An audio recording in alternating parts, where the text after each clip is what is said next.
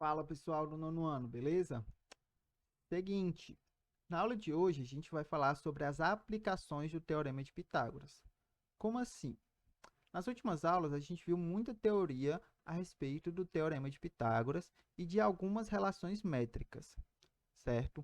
Na aula de hoje a gente vai ver como isso se aplica a situações reais, certo? Tanto do nosso dia a dia como de diversas áreas do conhecimento, certo? E aqui a gente pode incluir a arquitetura, a engenharia, certo? Diversas outras áreas que usam esse conhecimento matemático para resolver problemas ou simplificar o processo ali de trabalho, ok?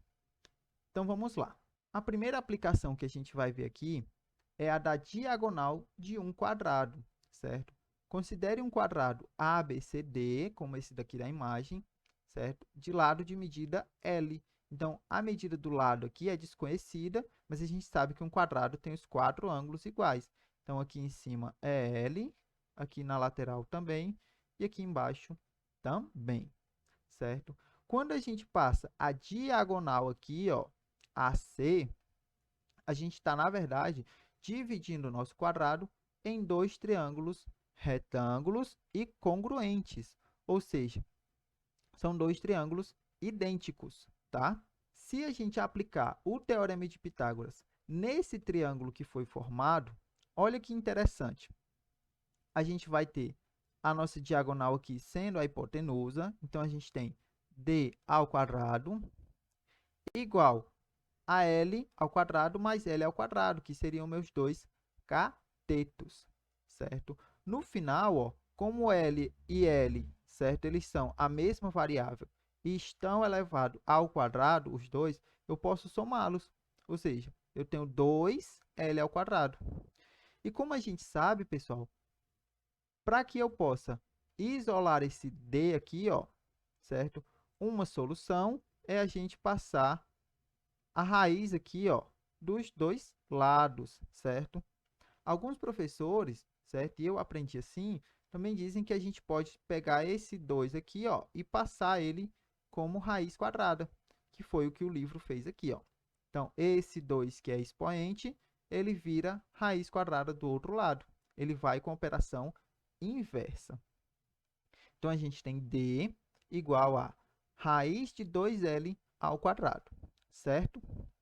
Esse L, como está ao quadrado, certo? Ele pode sair de dentro do meu radical, de dentro da minha raiz aqui, ó.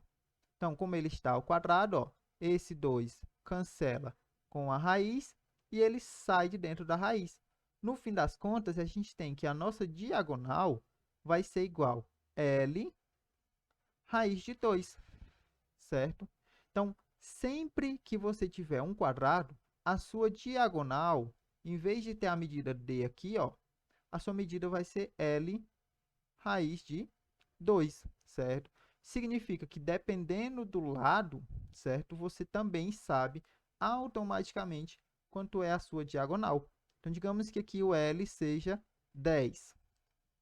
Ou seja, eu tenho um quadrado onde o lado desse quadrado é 10. A minha diagonal vai ser 10 raiz de 2, certo?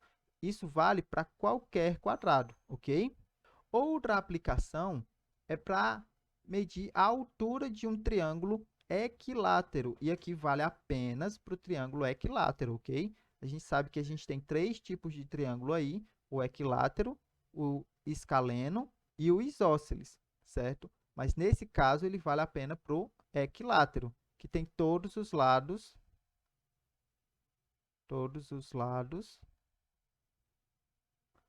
iguais, né? Eu vou colocar aqui iguais entre aspas, porque a gente sabe que a palavra certa é congruente, tá bom? Todos os lados de mesma medida. Então, considere um triângulo equilátero de lado de medida L. Então, todos os seus lados aqui, ó, vão ser L. E a altura de medida H. Observe que a altura AH, né, que é esse segmento aqui, ó, divide novamente meu triângulo em dois triângulos retângulos e congruentes. Por que eles são retângulos? Porque eles têm um ângulo de 90 graus e são congruentes, ó, porque todos os seus lados medem a mesma coisa. Então, são triângulos idênticos. Novamente, aplicando o teorema de Pitágoras, ó, agora a gente tem o seguinte, ó. Minha hipotenusa aqui é L, certo? Então, eu tenho aqui L ao quadrado, ó. Isso aqui está invertido, né? Lá em cima, a gente tinha a hipotenusa primeiro. Agora aqui, a minha hipotenusa vem depois, no segundo termo. Isso aqui não tem problema, tá? Só fica mais organizadinho, certo? Eu prefiro que a hipotenusa venha primeiro, mas não tem problema. Isso aqui é a mesma coisa, certo? É a mesma coisa. Então, vamos aqui seguindo o que o livro fez. Eu tenho hipotenusa ao quadrado igual ao cateto ao quadrado, ó, esse cateto aqui ao quadrado, mais esse cateto de baixo também ao quadrado. Quando a gente chega nessa parte aqui, ó, a gente precisa aplicar a propriedade distributiva. O que essa propriedade distributiva faz? Ela distribui o meu expoente que está aqui fora do parêntese para todo mundo que está dentro, certo? Então, ó, pegando essa equação do jeito que ela está e distribuindo, ela ficaria da seguinte forma. H ao quadrado mais... Ele ia dar um expoente para o L, então ia ficar L ao quadrado. Ia dar um expoente também para o 2, ó. 2 ao quadrado igual a L ao quadrado, ok?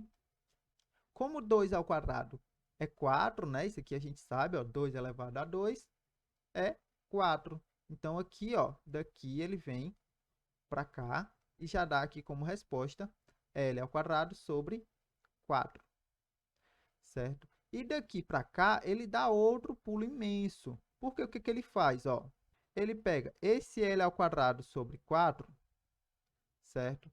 Ele vai passar para o outro lado, certo? Como aqui ele está somando, vai passar subtraindo. Então, a gente tem o seguinte. H ao quadrado, certo? Como eu vou tirar desse lado, ó, vai sobrar só o H. Desse outro lado, eu vou ter L ao quadrado menos L ao quadrado sobre 4. Como a gente aprendeu isso aqui, ó, isso aqui a gente aprendeu lá no 6º ano, tá? Soma e subtração de frações. Aqui embaixo eu tenho um escondido. E aí, para que eu possa subtrair essas frações, eu tenho que ter o mesmo denominador. Aí aqui a gente pode aplicar tanto o MMC quanto o método da borboleta, ó.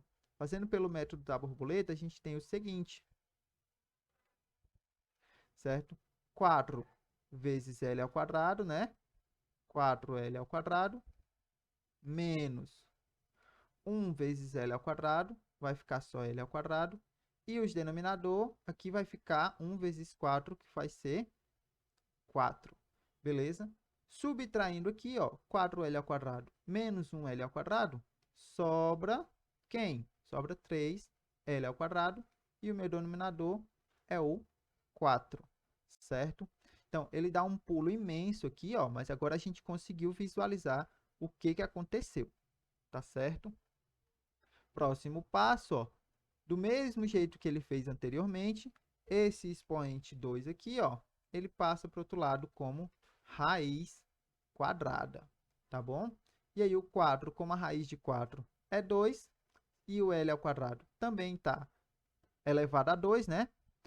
Esses dois saem da raiz, fica só o 3, beleza? Ó, esse 4 aqui, ele é 2 ao quadrado e L ao quadrado. Quem está ao quadrado tem passe livre para sair da raiz. Como 3 não está elevado ao quadrado, então ele fica preso dentro da raiz, beleza? Então, a nossa fórmula final aqui, para descobrir a altura de um triângulo equilátero, é a seguinte, ó.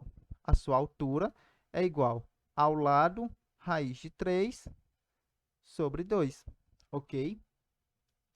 E aí, pessoal, essas duas fórmulas vão ser o suficientes para vocês resolverem a atividade que está no formulário. E agora vamos para algumas aplicações, certo? Vamos para algumas situações onde se usam esses dois conhecimentos. Imagine que um pedreiro, ele quer montar, certo? Uma janela, e essa janela vai ter 1 metro de altura por 1 metro de comprimento aqui, né? Ok? De largura, né? E ele não tá com o esquadro dele. O que é o esquadro? É o que a gente usa para medir ângulos de 90 graus, tá certo? Como ele está sem aqui o seu esquadro, ele está só com sua trena, se ele não medir o ângulo aqui corretamente, ele pode ter um losango, ó. O losango, para quem não lembra, tem os 4 lados iguais, mas os seus ângulos, ó, não são 90 graus, ok? Então, se ele colocar um pouquinho torto para um lado ou um pouquinho torto para o outro, ele pode ter um losango e aí a janela não vai encaixar no buraco da parede, tá certo? Para isso, pessoal, como é que ele vai fazer para descobrir se os ângulos estão ok? Ele vai medir as diagonais daquele quadrado, certo? E para isso, usando a sua trena, ele sabe que a diagonal tem que ser 1 raiz de 2, 1 vezes raiz de 2. Para colocar isso de maneira prática, ele foi e descobriu que a raiz de 2 dá, ó, 1,41. Isso aqui é um valor aproximado, tá bom? É um valor aproximado. A raiz de 2, ela tem várias outras casas decimais. Mas como a trena dele só tem 2 casas, né? A gente aproxima aqui em 2 casas. Ou seja, quando ele medir a diagonal desse quadrado de 1 metro, certo? A sua diagonal tem que medir 1,41 metros, certo? Façam esse teste em casa. Caso vocês tenham uma trena, o pai de vocês, a mãe de vocês tenham uma trena, certo? Tentem fazer um quadrado de 1 metro de largura e de altura, né? E medir a sua diagonal.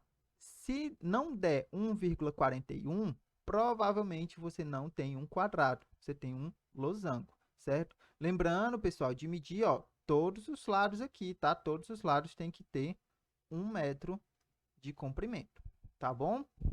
E aí, caso você não consiga fazer com 1 metro, faça com outras medidas, mas lembrando que a sua diagonal tem que ser L raiz de 2, ou seja, L vezes 1,41 aproximadamente, tá bom?